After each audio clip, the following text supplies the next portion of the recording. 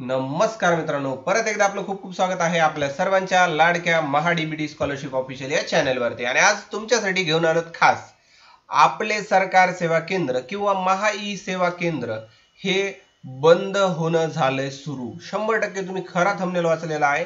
याचं नेमकं कारण काय आणि हे का बंद होतं याच्या मागच्या पूर्ण रिझन आणि तुमचं पण बंद झालंय का किंवा बंद होत आहे का याच्या संबंधित ऑफिशियल अधिकृत माहिती तुम्हाला या व्हिडिओच्या माध्यमातून आणि याच्या संदर्भात सगळ्या प्रश्न उत्तराची चर्चा आपण या व्हिडिओच्या माध्यमातून करणार आहोत। तर सर्वप्रथम मित्रांनो, आपण महाडीबीटी स्कॉलरशिप ऑफिशियल या चॅनलवरती नवीन असाल, अद्याप हे चॅनल सबस्क्राइब केलं नसेल तर चॅनलला सबस्क्राइब करा आणि बेल आयकॉनला हिट करा, यामुळे नवीन येणारा व्हिडिओ सर्वात अगोदर तुमच्यापर्यंत पोहोचेल।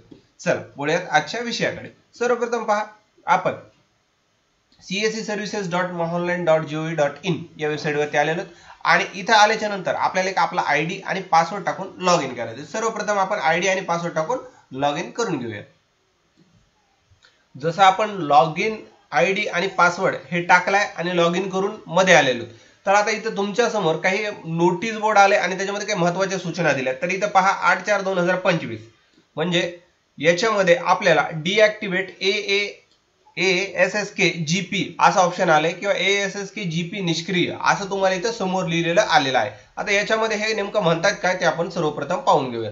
सर्व ग्रामपंचायत आपले सरकार सेवा केंद्र चालक यांना सूचित करण्यात येत आहे की काय की 28 एप्रिलचा जो GR होता ग्रामपंचायत संदर्भातचा, त्याच्यामध्ये सरळ सरळ असं सांगितलं की आपले सरकार सेवा केंद्रासाठी जुने जे माही सेवा केंद्राचे आयडी होते आणि जे वैयक्तिक लोकांच्या नावाचे आयडी होते, जसं पर्टिक्युलर गावासाठी एखाद्या व्यक्तीने अर्ज केला आणि त्या गावाचा आयडी त्याला मिळत होता, तर हे काय केले गव्हर्नमेंटने बंद केले आणि या ठिकाणी गव्हर्नमेंट जेवढे ग्रामपंचायत आयडी सगळे बंद करून टाकले। असं मी नाही म्हणत, असं हे म्हणत आहेत। पाहूयात बघा, याच्यामध्ये त्यांना आदेश दिलेत की त्यांचे सेवा केंद्राचे जे वॉलेट आहेत ते बंद केलेत, ते CSESPU मार्फत चालू होते आणि त्याचा एक GR काढला आणि त्याच्यानुसार हे बंद केले। का बंद केले की त्यांना काय केले की वैयक्तिक व्यक्ती स्वतःच्या उपभोगासाठी त्या आयडीचा वापर करत होता, त्याच्यामुळे आता ते आयडी बंद झालेत आणि आता ग्रामपंचायतच्या नावाचा प्रत्येक गावामध्ये एक एक आयडी देण्यात येणार आहे, सेपरेट आयडी येणार आहे। त्याच्यामुळे हे आयडी बंद केलेले आहेत। त्याच्यामध्ये पहा, तरी त्यांना सांगितले तरी की आपले जे सर्टिफिकेट वगैरे जे काय प्रिंट देण्यासाठी 1 महिन्यासाठी हे लॉग इन उपलब्ध करून देण्यात आलेलं आहे तुम्हाला, त्यानंतर हे सुद्धा बंद होणार आहे। ह्याची आपले सरकार चालकांनी नोंद घ्यावी। त्याच्यामुळे जर तुमचं ऑलरेडी असं दाखवत असेल किंवा तुम्ही ऍप्लिकेशन केल्याच्या नंतर पेमेंट मध्ये CSE चं जे ऑप्शन आहे ते जर गायब झालं असेल आणि तुमचा ग्रामपंचायतचा आयडी असेल, तर मित्रांनो समजून घ्या तुमचा आयडी बंद झालेला आहे।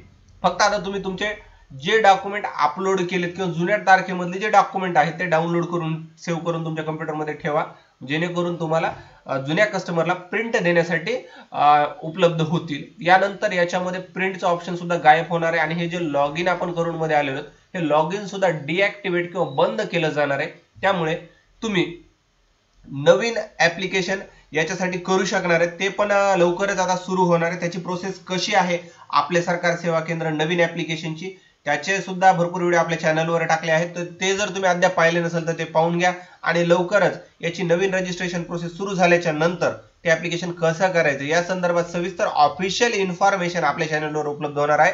तर चॅनलवर नवीन असाल चॅनल सबस्क्राइब करा, बेल आयकॉनला हिट करा आणि याच्या संदर्भात काही डाऊट असतील तर मला कमेंट करून सांगायला विसरू नका। आणि हो, सगळ्यात महत्त्वाचं, आपल्या जर इतर कोणत्या ग्रामपंचायतचं माही सेवा केंद्र असणाऱ्या मित्रापर्यंत ही इन्फॉर्मेशन शेअर करा, कारण त्याचेही सर्टिफिकेट डाउनलोड करण्यासाठी त्याला मदत होईल। तुमचा वेळ दिल्याबद्दल धन्यवाद मित्रांनो, भेटूयात नवीन एका व्हिडिओमध्ये।